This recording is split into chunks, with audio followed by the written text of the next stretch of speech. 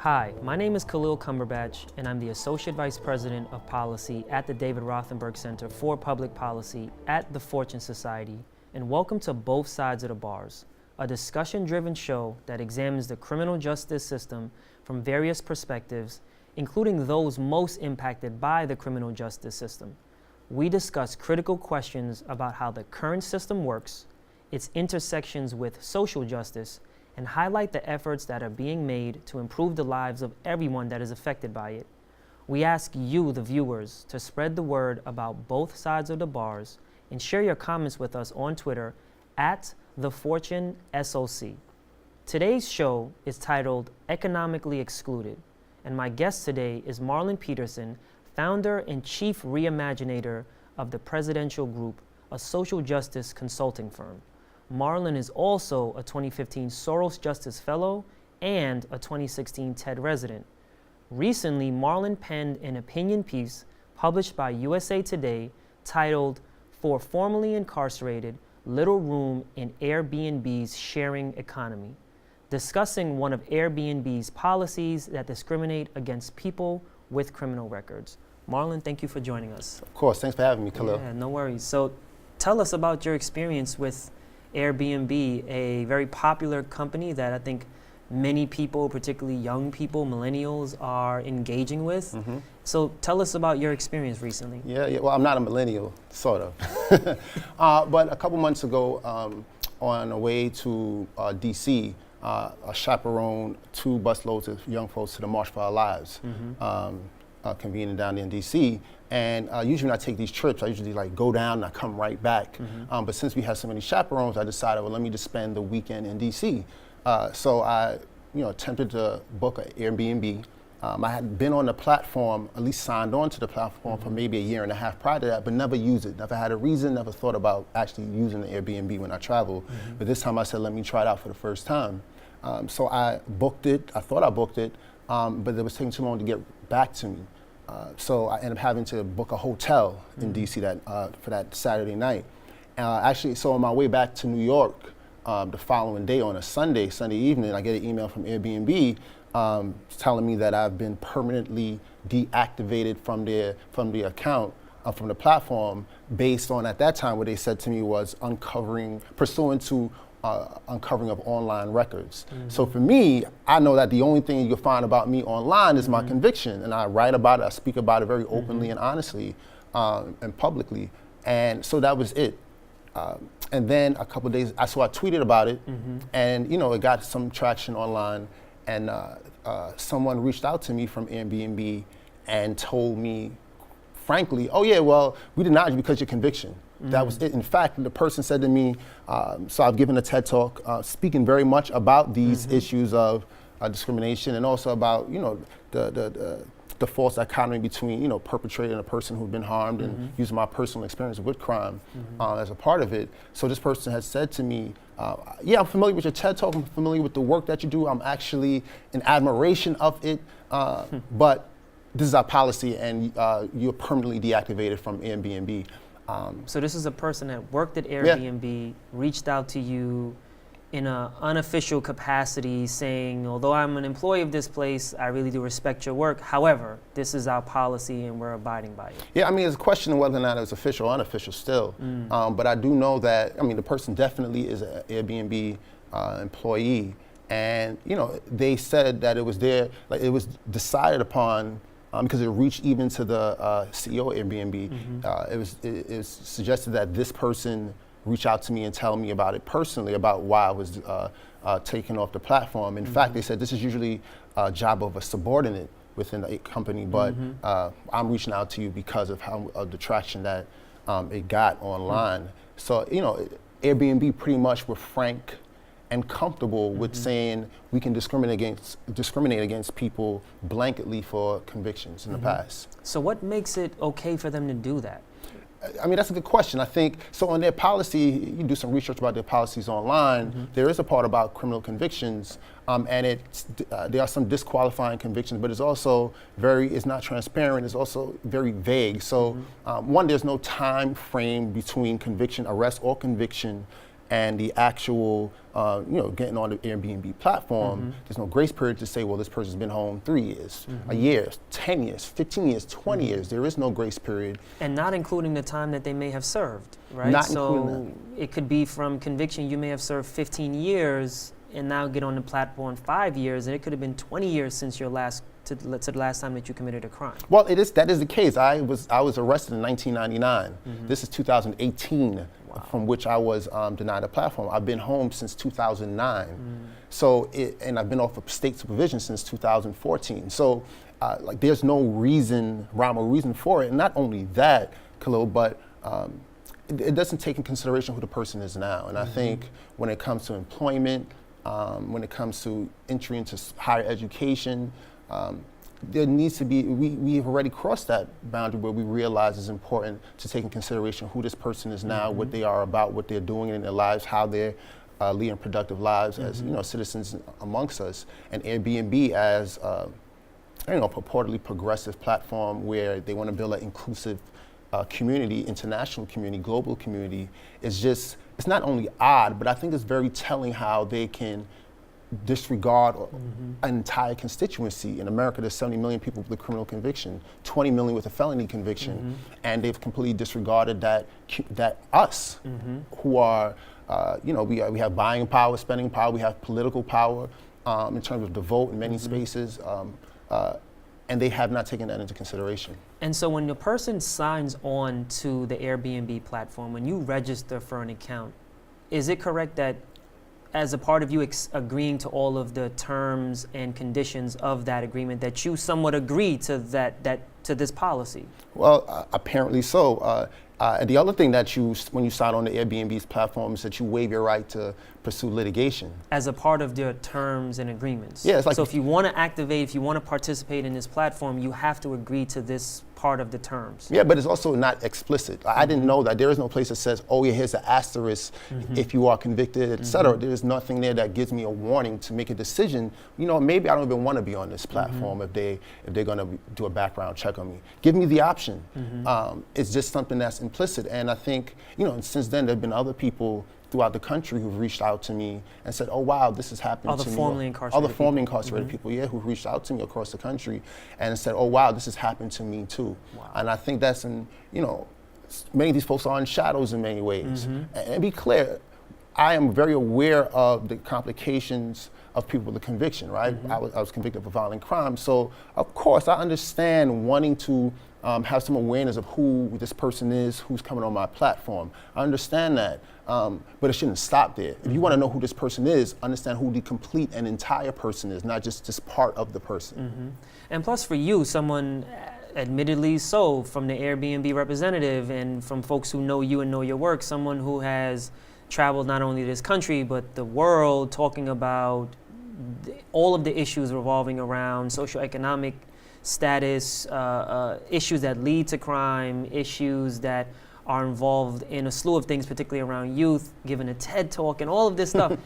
And yet, and still, they say that is indeed the reason why we're using to actually say that you can't participate here and to receive a permanent exclusion. So for folks in different parts of the country that don't have that level of exposure and don't have the level of advocacy work that you've been able to put forth, I can imagine how they would feel also just quiet and just say, you know what, I'd rather just not participate. Yeah. So where are we at now with this entire Airbnb situation? And more particularly, I would love for you to articulate to the listeners and to the viewers, why is this wrong, right? Because I feel like there are people who will hear this and say, you know what, I don't know if I would want to rent to you if you've had a criminal record. And you laid some of that out and you said, but the number of people is around 70 million, 20 million of which have a felony conviction. We're not talking about a small segment of the overall population. We're talking about a huge chunk of the U.S. So if someone were to ask, Marlon, why is that wrong? Like, what would be your answer to that? Yeah, it's wrong, one, because I exist and I'm human. I mean, but that's a sort of vague thing. But I think more so for a platform like Airbnb, in 2016, they had, because the Airbnb has had, the Airbnb Wild Black hashtag, they have had a lot of discrimination claims against them. They had sought out support from outside consultants to pretty much write a non-discrimination policy for them. And of those people are people like Eric Holder, former Attorney General Eric Holder. But in a report that they published by Laura Murphy and Associates, they said that no matter who you are, no matter where you are or where you're traveling to, everyone should be able to belong to the Airbnb community.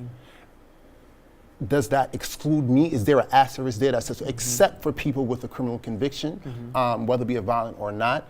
And that's inherently wrong. You can't exclude people if you purport in your policy to want to have a very all-inclusive community, then that you can't exclude certain people blanketly, and that's the problem. That is a blanket discrimination. It's not. It takes no consideration time frame, as we spoke about, or who you are now, and it's also wrong because as big as Airbnb is, this sets a precedent for other companies in this, particularly in this gig economy, where they set a precedent that says, well, we can consider everybody except you.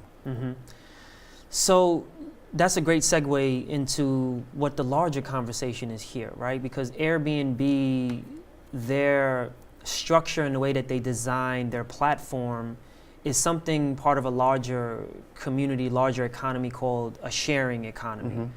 And so when you say that it sets a precedent, it also sets a precedent for companies that have a similar structure. So talk a little bit about that and why this conversation with Airbnb has larger implications and what those implications are. Yeah, definitely. For one is, as I said, there's people who reached out to me who have formerly incarcerated folks who've reached out to me saying they've had a similar experience, but there are also there are quite a few formerly incarcerated people that I know personally who are on Airbnb who have had serious convictions and who are guests and hosts. So for one, the question is this an arbitrary sort of policy? Do you pick and choose who you want to disqualify and who you want to allow to be on the platform? And then also when we think about convictions in this country, it disproportionately affects Black and brown folks. We know what the criminal justice system looks like. So if you can blanketly discriminate against people with convictions, well then that means you can blanketly discriminate against Black and brown folks. And to me, that's an anti-Black sort of policy. You know what I mean? And so it's wrong, as I said, that it's taking some of us out of it's making some of us irrelevant. First and foremost, that's the first thing that's problematic, is making some of us irrelevant. But also, when it comes to the background check, for one, I didn't know Airbnb did background checks until they sent me this email. And in the email, your specific words was that they were looking for online information. Right. So that could even be worse, right? Because sometimes online information is skewed, the representation is wrong, the facts are wrong. And so I know folks who right now have a tremendous amount of online presence that's negative, and a good chunk of it is false. It's actually a misrepresentation of the facts. Yeah, we don't know what they're looking at. One of the company that I'm aware of that they use for background checks, they actually bought the company in late 2017, a company called Truly. There's an article in Forbes that says that they part of what they look for is for people who may have potential for being troublemakers. And I don't know what that means. What does that mean? Somebody who has potential for being a troublemaker, particularly if we think about now in this current Trump administration, where there is, folks are looking for quote unquote radical Black activists and all these sort of things. What is this potential that we're looking at? How are we being looked at? And that's hugely problematic. And so whether you have a conviction or not, what are they looking at? As you mentioned, so much information can be false online, but it's also not contextualized always, and given layers to it. So if you don't have a conviction, you should be asking Airbnb as well, what is it that you're looking at? Why are you looking into my background, and why are you looking into my background and you're not looking into others? Because obviously they're doing that for the mere fact that there are people who have similar convictions who are on the platform, right? And I think this is an issue I think affects people with convictions and people without convictions. And so has Airbnb talk to you at all about what their policy and their structure actually looks like when they come to a determination? And if they have, can you share with us what any of that is? I would love to, but since the first time they reached out to me to tell me why I was taking up the platform, no one has reached out. Even after I wrote the article in USA Today, no one from Airbnb has reached out to me to give me any reason to ask questions, to give me any further insight, nothing. So right now, it's pretty much I'm still where I was when it first started. Yeah. And so, talking again about the sharing economy, why is that important for people with criminal records to have access to, but particularly people with criminal convictions? Again, because some of our listeners and viewers may say, you know what, why is it important for people with criminal records to get involved in something like a sharing economy in the first place? Well, one, we are here. And I'm sorry to say that, but we are here. But, you know, the first time I went, I was in South Africa twice within the last couple of months. And the first time I went last fall was to speak at a conference called Global Prisons. It's the University of Johannesburg. And I went there with a colleague who also happened to have a criminal conviction. And he rented out an Airbnb for us. So I was able to speak at this conference using Airbnb's platform because of another friend of mine, who has a conviction. People like you, Khalil, people like myself, there's so many people around this country, but also people in other parts of the world who are contributing to our planet in very important ways. And if we can't exclude them from it, from being able to be a part of this shared economy. It's sending the wrong message that no matter who you are, no matter where you're from, that you don't matter, and that you should always be judged by what you did in the past. I think that is antithetical to what Airbnb is about. I think about folks like, Shaka Senghor and, how Oprah Winfrey and Van Joe speak about him as somebody who, for the first time, they thought about the fact that, people shouldn't be defined by their worst moments. Airbnb is saying, well, we can define you by your worst moment for the rest of your life. That's hurtful in many ways. It's also traumatizing for me, for somebody who does this sort of work regarding incarceration, around gun violence, around trauma. You're telling me that no matter what I do, that I'm still that act when I was 19. I'm now 38 years old, 20 years later. At what point do we say, wow, I accept you for who you are now? So what would you suggest to Airbnb? I mean, if they said, Marlon Peterson, we're listening, we're extremely sorry, what would be some of your suggestions? Yeah, I think that for one, as I mentioned, the non-discrimination policy that they put together, they outsourced 2 years ago in 2016, and alongside people like Eric Holder, they brought in 19 different civil rights organizations to help rewrite that policy. I think that they should bring in organizations that do work around Vanderbox, organizations that do work around like the Fortune Society, organizations who have expertise in this particular area to rewrite this policy for them.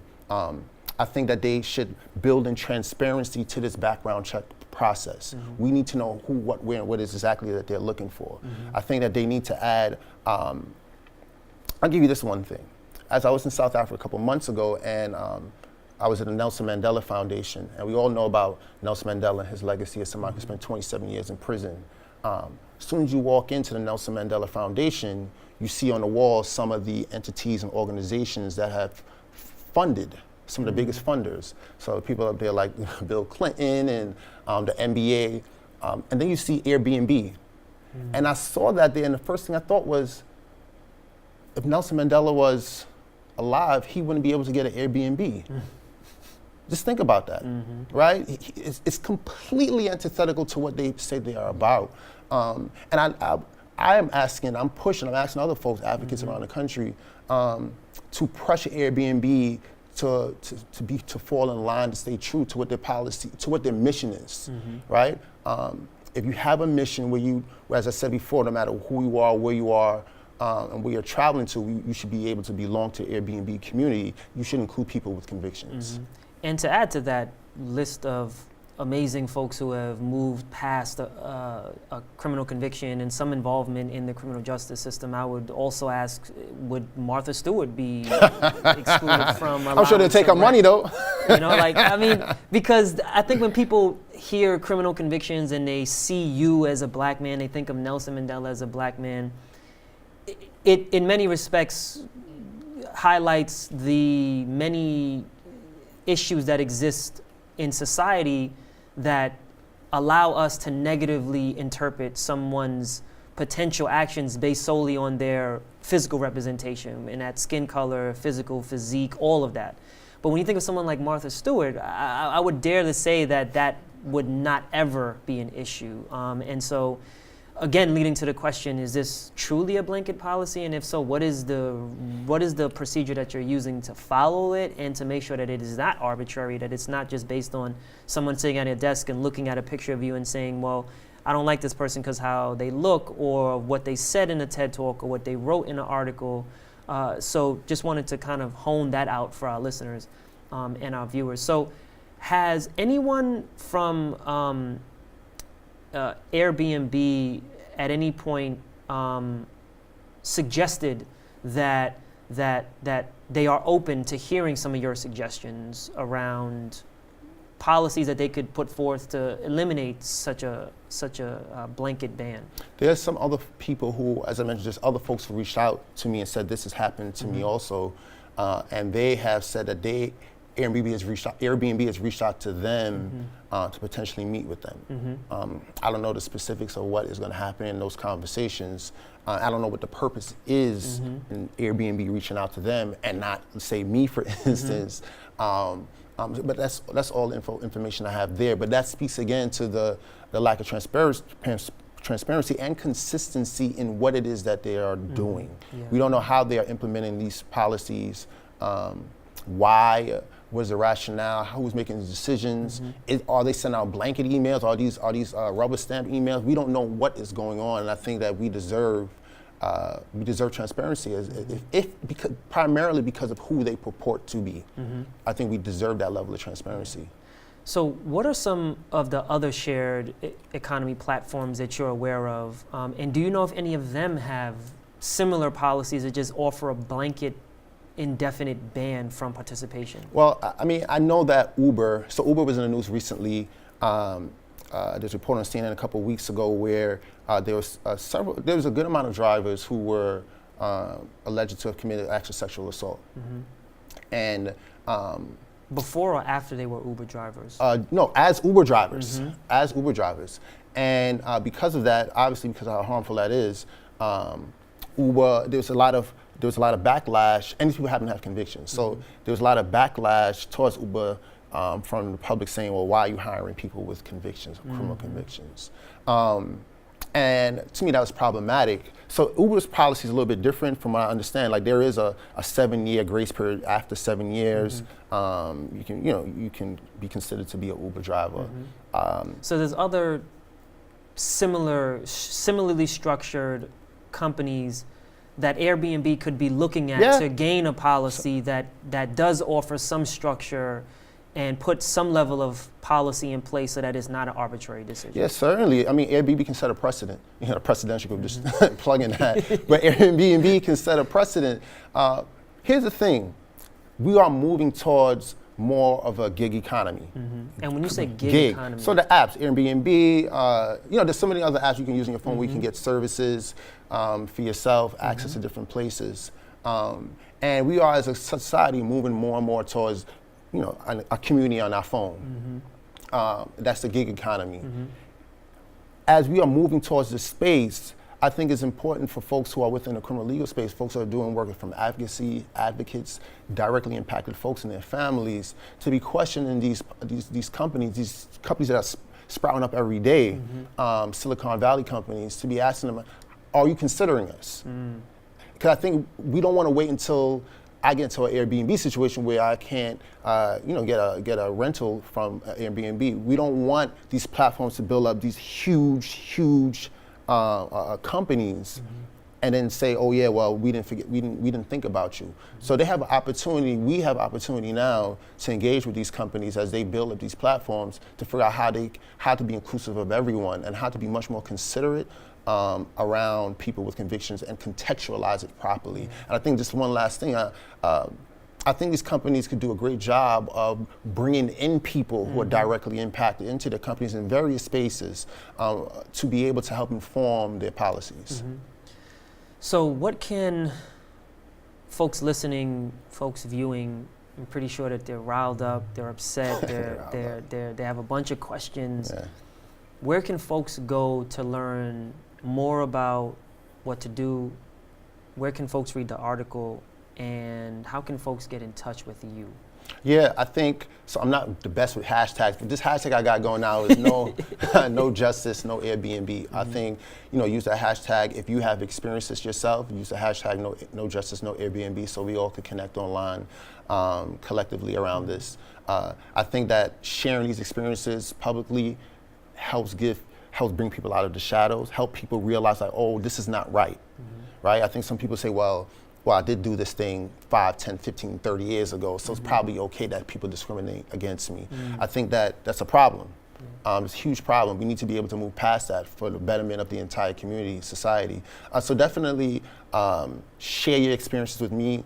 I'm on Twitter, _ Marlon Peterson. Send an email to me at decarcerated@bprecedential.com, PRECEDENTIAL, so that we can think about collectively in a critical mass about how we can not only address the Airbnb issue, because it's really big in the Airbnb. I could care less, honestly, Khalil, about being back on the Airbnb platform. It's not even about me. If it was about me, I would probably have just accepted it and said, okay, let me move on with my life, right? It's more so, this is an advocacy opportunity, right? This opportunity that says, for me, this happened to me, how many other people is this happening to? And in what other spaces is this happening? So that this is much more about us collectively showing that we're a constituency who is ready to resist and fight against any of these policies that discriminate against us. And real briefly, where can folks go to learn more about the Decarcerated podcast? Yeah, the Decarcerated podcast, you a guest on it, no question. Yeah. So on marlonpeterson.com website, you can find out about the podcast, but on iTunes, SoundCloud, iHeartRadio,